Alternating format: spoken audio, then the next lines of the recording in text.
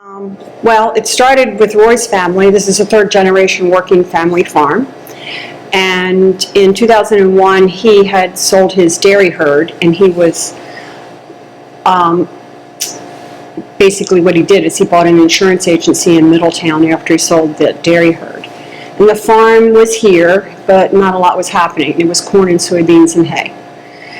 And I met him 14 years ago, and that's when we started talking about what could he do with the farm. He has some land and land preservation, and this is our contemporary land preservation, one that benefits outsiders to come and visit us, one that benefits the youth. We have 16 employees working for us now, where he didn't have anybody before. And we still are able to maintain the corn and soybeans. We're still able to maintain hay, and we get straw from the neighbors. He had 10 Angus beef at the time, and now we have 100 Angus. We sell Angus beef directly from here. Well, the vineyard part started, Roy was a county commissioner at the time, and they heard a feasibility study done by Kent County Economic Development, I think. Or Maryland one of the rural development organizations. And so they brought down a consultant from Long Island to kind of look at the eastern shore of Maryland and as an opportunity to convert some farmland into vineyard operation and winery operation. And after that, kind of the consultant came down, he heard his presentation and heard that it was economically feasible with our proximity to Philadelphia, DC, and kind of Judy and Roy were also at the time talking about the agritourism piece. And so that's really how it started. And they brought me in kind of in 2009, I think, when we were finishing the renovations on the B&B. They were looking at opening the B&B. And we planted our first block of vineyard in 2010. And that was 3 acres. And then since then, we now have 12 acres. Through the Maryland Grape Growers Organization and through the Maryland Wineries Association, they have a lot of great resources, a lot of good conferences on the East Coast in general. So a lot of wineries, because it's kind of a pioneering industry on the East Coast, everyone was really willing to share their stories and what might be working, what might not be working.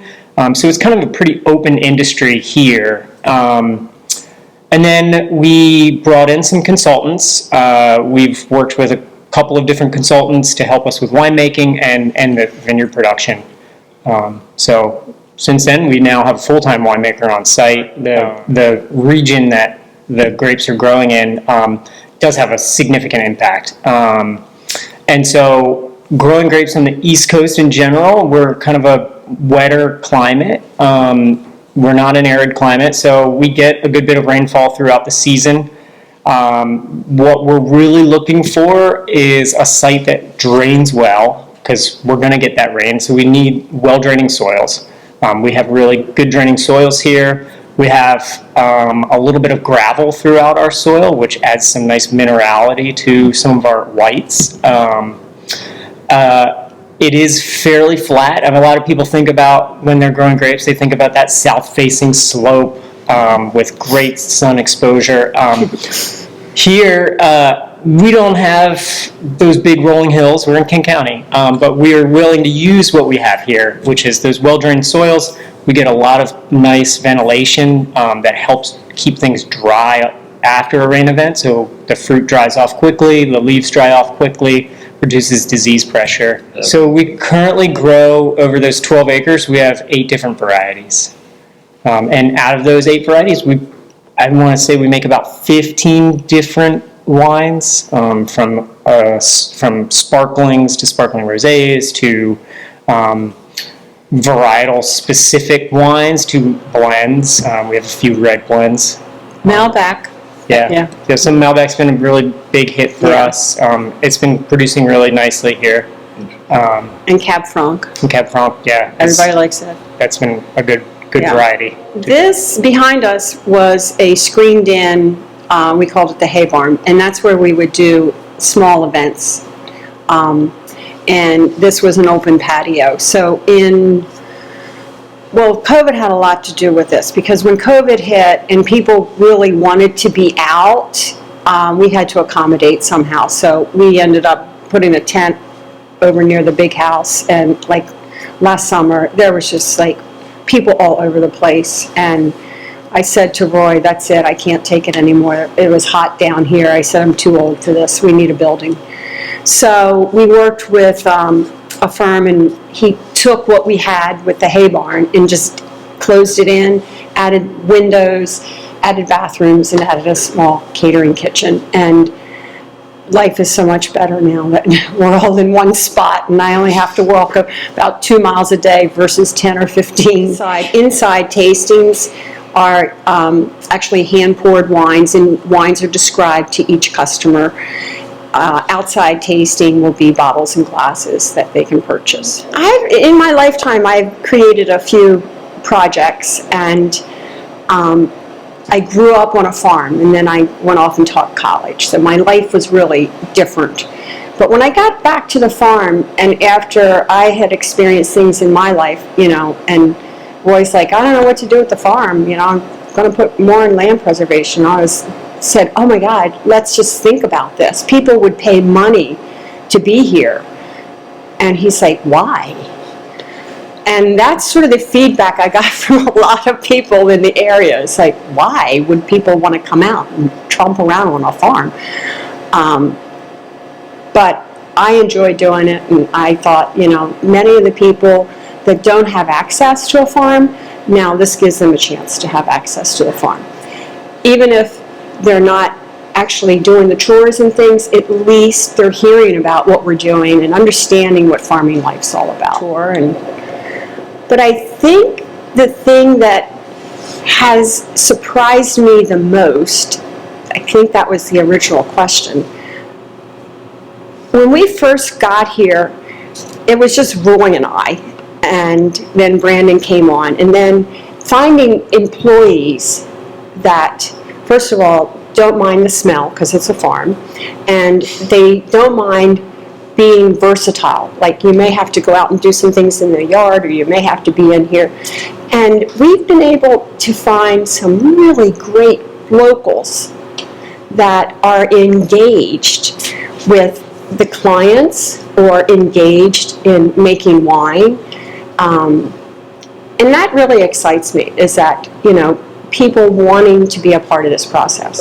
We make wine for other wineries in the area, so the winery is usually busy year-round. So honing in on those contracts and making sure that works well with us. I think we, all together, since we've been open, we've made wine for 21 different wineries in this region. And then for the tasting room area, I really want people that come here to have an elevated experience. We went through COVID where we had to put wine on trays and we couldn't touch things, and now we're at a place where we really want to do the individual pours for everybody and talk about the wines and talk about the story.